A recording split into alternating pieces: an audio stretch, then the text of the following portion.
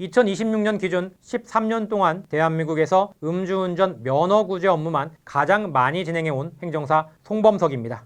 오늘도 회원수 6만여 명이 활동 중인 모두다 행정사 네이버 카페에 올라온 질문들 가운데 실제로 많이 반복되는 내용들을 중심으로 답변 드리고 있습니다. 음주운전으로 제주도에서 적발됐는데 사는 곳은 서울입니다. 이럴 때 경찰이 조사받으러 오십시오라고 하면 정말 비행기 타고 제주도까지 내려가야 할까요? 다른 상황도 있습니다. 조사 날짜는 잡혔는데 하필 그날이 해외 출장이 잡혀 있습니다. 한번 미뤄달라고 하면 경찰이 괘씸하게 보지 않을까요? 이런 걱정에 준비도 못한 채 일단 조사부터 받으러 가는 분들이 꽤 많은데요. 그런데 이거 대부분 잘못 알고 계십니다. 경찰 조사 장소가 무조건 적발된 지역으로 정해지는 것도 아니고 내가 원한다고 무조건 집 근처 경찰서로 옮겨지는 것도 아닙니다. 조사 날짜도 딱 한 번만 미룰 수 있다. 이런 정해진 법이 있는 게 아니고요. 끝까지 보시면 어떤 음주운전 사건이 집 근처 경찰서로 옮겨달라고 요청해 볼 수 있는지, 사고가 끼면 왜 어려워지는지, 조사 날짜는 언제까지 미뤄도 되는지, 그리고 경찰에 어떻게 말해야 하는지까지 정리해 드리겠습니다.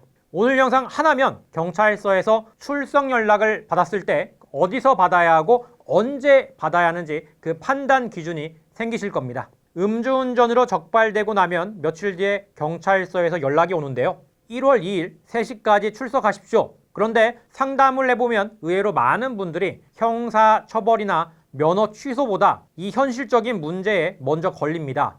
저는 서울에 사는데 부산에서 걸렸습니다. 회사 때문에 평일에 도저히 시간을 못 내는데요.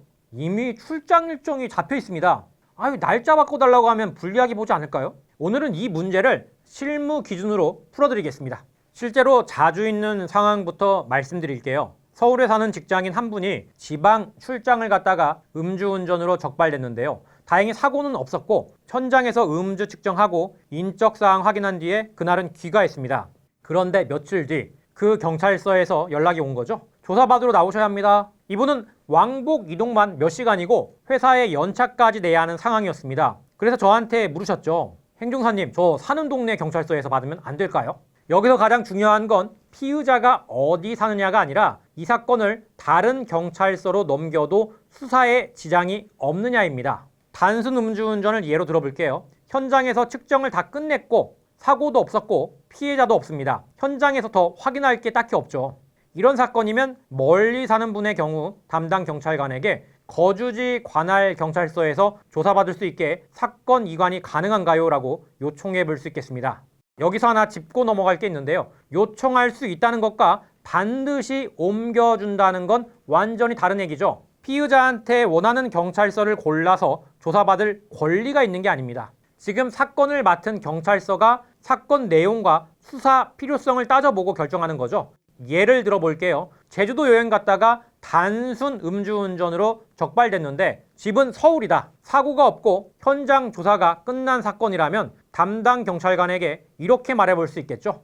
제가 서울에 살고 직장도 서울인데요. 장거리 이동이 너무 어려운데 거주지 인근 경찰서에서 조사받게 해주시면 안 됩니까? 이렇게 요청하는 거죠. 다만 경찰이 검토해보고 현장에서 더 확인할 게 있는데요. 안 됩니다. 직접 조사해야 돼요. 이렇게 판단하면 처음 그 경찰서에서 받아야 할 수도 있습니다. 그럼 교통사고가 있으면 어떨까요? 여기서부터는 얘기가 달라지는데요. 상담하면서 제일 많이 듣는 질문이 이건데요. 사고가 있으면 이관이 아예 안 되는 겁니까? 정확히는 사고가 있다는 이유 하나만으로 모든 사건의 이관이 법으로 금지되는 건 아닙니다. 다만 실무상 어려워지는 경우가 많은 거죠. 왜냐하면 사고 사건은 단순 음주운전보다 확인할 게 훨씬 많거든요. 사고 장소도 봐야 하고 CCTV도 확보해야 하고 목격자나 피해자 진술도 들어야 합니다. 차량 파손 정도, 사고 경위도 조사해야 하고요. 특히 사람이 다친 사고, 사망사고, 사고 후에 조치를 안 했거나 도주한 혐의까지 얽힌 사건이라면 현장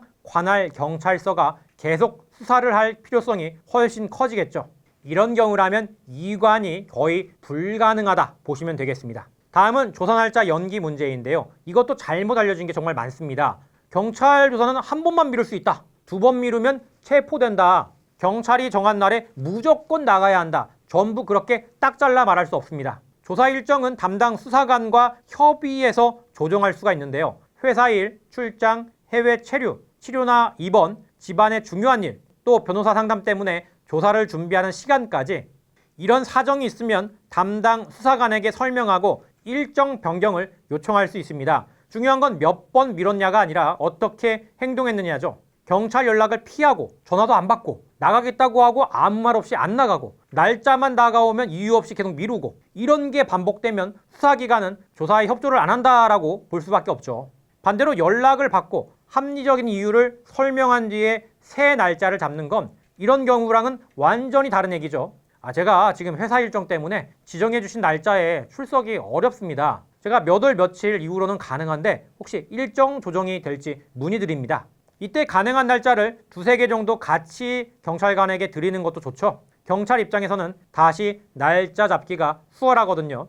해외 출장이나 신혼여행처럼 한동안 국내에 없게 되는 경우도 똑같습니다. 이미 연락을 받은 상태라면 말없이 출국해서 한참 연락이 끊기는 것보다 담당 경찰관에게 미리 알려주는 게 좋습니다. 출국 목적, 귀국 예정일, 연락 방법, 귀국 후에 출석 가능한 날짜 이 정도만 알려주시면 되겠죠? 필요하면 항공권이나 출장 일정처럼 객관적으로 확인되는 자료를 챙겨두는 것도 좋고요. 그런데 여기서 꼭 하나 짚고 싶은 게 있습니다. 경찰 조사는 무조건 빨리 받는 게 좋은 것도 무조건 늦게 받는 게 좋은 것도 아닙니다. 준비가 끝났으면 굳이 미룰 이유가 없죠. 반대로 아무 준비 없이 경찰이 나오라니까 하고 다음날 바로 달려가는 것도 권하지 않습니다. 특히 음주운전 재범, 교통사고, 측정 거부, 운전 사실 자체에 다툼이 있는 경우, 위드마크 공식 적용 문제, 추가 음주 주장 이런 쟁점이 있는 사건은 첫 진술이 이후 사건 진행에 상당히 큰 영향을 줍니다. 그리고 조사 전에 내가 인정할 부분과 설명해야 할 부분을 미리 구분해 두는 게 중요하죠. 그러니 지금 경찰서에서 출석 연락을 받으셨다면 바로 이 세 가지를 확인해 보시길 바랍니다. 첫 번째, 지금 사건을 맡은 경찰서와 담당 수사관이 누구인지 확인하시고요. 두 번째, 멀리 살아서 이동이 어렵다면 사건 이송이나 거주지 인근 경찰서 조사가 가능한지 문의해 보십시오. 세 번째, 일정이 어렵거나 준비 시간이 필요하다면 연락을 피하지 말고 담당 경찰관과 출석 날짜를 협의해 보시고요. 13년간 면허구제 사건을 해오면서 느낀 게 있는데요. 많은 분들이 경찰 연락을 받으면 둘 중 하나로 갑니다. 겁이 나서 무조건 빨리 가거나 시간 끌면 유리할 것 같아서 계속 연락을 피하거나 둘 다 좋은 방법이 아닙니다. 중요한 건 내 사건이 어디서 조사를 받아야 하는 사건인지 확인하고 필요한 준비 시간을 확보한 다음 수사기관과 정상적으로 일정을 협의하는 것입니다.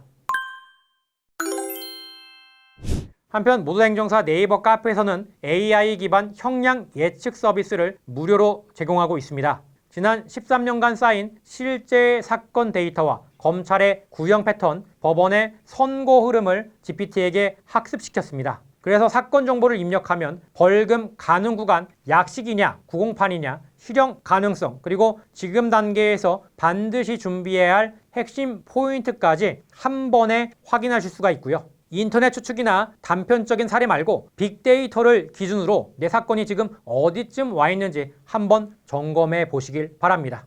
제 번호로 개인 카톡을 주시면 별도 절차 없이 바로 무료 AI 형량 예측 서비스 신청이 가능하고요. 함께 참고하실 만한 곳으로 니본 심리교육센터가 있습니다. 실형 등 형사처벌을 방어하기 위해서는 재범방지 교육이 중요할 수 있는데요. 음주운전 재범방지 교육과 심리교육 프로그램, 양형자료 준비 방향까지 정리되어 있으니까 필요하신 분들은 한번 살펴보시고요. 홈페이지 주소는 고정 댓글에 남겨두겠습니다. 이상 모두다행정사 송범석 대표였습니다. 감사합니다.